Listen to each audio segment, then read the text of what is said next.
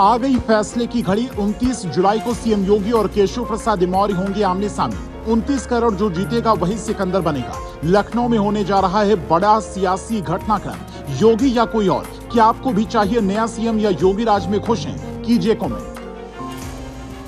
CM की कुर्सी को लेकर यूपी में चल रही सियासत का पटाक्षेप 5 दिन बाद हो जाएगा। 29 जुलाई को लखनऊ में कुछ ऐसा होने वाला है जिसके बाद या तो योगी के विरोधी हमेशा हमेशा के लिए शांत हो जाएंगे या योगी बाबा खुद मठ लौट जाएंगे, क्योंकि उनकी डिक्शनरी में समझौता नाम का कोई शब्द नहीं है। ऐसे में ये समझना जरूरी हो जाता है कि 5 दिन बाद प्रदेश की सियासत में क्या फेरबदल होने वाला है। जो खबरें सामने आई हैं उसके मुताबिक बीजेपी पिछड़ा वर्ग मोर्चा की प्रदेश से कार्य समिति की बैठक 29 जुलाई को बुलाई गई है।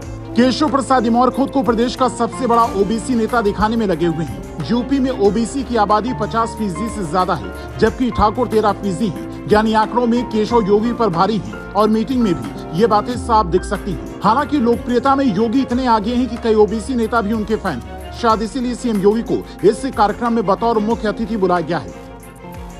हो सकता है कि इस बात पर केशव प्रसाद मौर्य नाराज भी हों, लेकिन सरकार में चूंकि योगी बड़ी कुर्सी पर बैठे हैं, इसीलिए कार्यक्रम में भी उनकी कुर्सी बड़ी होगी। ये प्रोग्राम इतना बड़ा है कि 23 जुलाई को इसकी तैयारियों को लेकर पिछड़ा वर्ग मोर्चा के प्रदेश अध्यक्ष नरेंद्र कश्यप ने बैठक बुलाई, जिसके बाद ये तय हुआ कि लखनऊ की पीडब्ल्यूडी हाउस में ओबीसी मोर्चा की बैठक होगी। 10 सीटों पर होने वाले उपचुनाव से लेकर अखिलेश की पीडीएफ फॉर्मूले की तैयारी पर चर्चा हो सकती है। बल्कि सबकी निगाहें इस बात पर टिकी हैं कि अब तक योगी की मीटिंग से दूर रहने वाले केशव प्रसाद मौर्य इस विवाद के बाद पहली बार योगी से कैसे मिलेंगे, उनका रिएक्शन क्या होगा। 14 दिन पहले जब योगी और केशव मीटिंग में मिले थे तो केशव ने ये कहकर विवाद खड़ा कर दिया था कि संगठन सरकार से बड़ा होता है।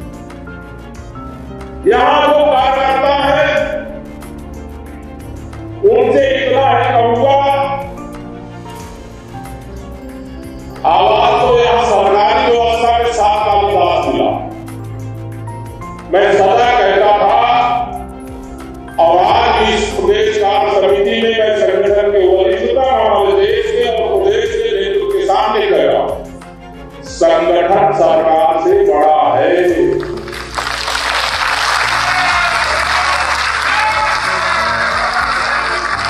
संगठन से बड़ा कोई नहीं होता है।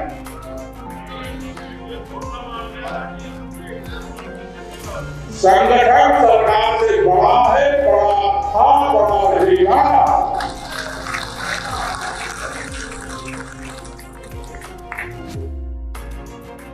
जिसके बाद कई योगी समर्थकों ने भी ये सवाल केशव प्रसाद मौर्य से पूछे कि आपको अगर संगठन बड़ा लगता है तो छोटी जगह पर क्यों है? डिप्टी सीएम वाली कुर्सी छोड़कर संगठन में कोई बढ़िया पद लीजिए ताकि कुर्सी का किस्सा ही खत्म हो जाए। हालांकि केशव प्रसाद मौर्य के समर्थक शुरुआत से ही ये मानते हैं कि साल 2017 विधानसभा चुनाव के बाद से ही केशव सीएम की कुर्सी के बड़े दावेदार थे। अब योगी 7 साल तक सीएम रह चुके हैं, इसलिए बाकी के साल के लिए भी उन्हें केशव का साथ देना चाहिए। ऐसी कई कहानियां मीडिया में अब तक सामने आ चुकी हैं, लेकिन बड़ा सवाल ये है कि सीएम की कुर्सी पर बैठकर अगर कोई शानदार काम कर रहा है तो फिर उसे हटाने के लिए षड्यंत्र क्यों?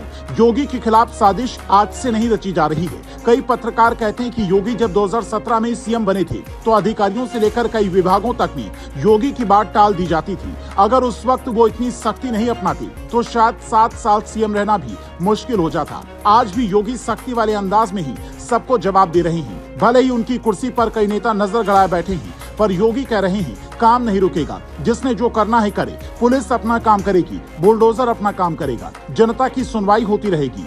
अब योगी अगर इतने सियासी संकट के दौर में भी जनता का ख्याल कर रहे हैं तो तय आपको करना है कि सीएम योगी ही चाहिए या नया सीएम चाहिए। कमेंट कर अपनी राय जरूर दीजिए, क्योंकि सवाल कुर्सी का है।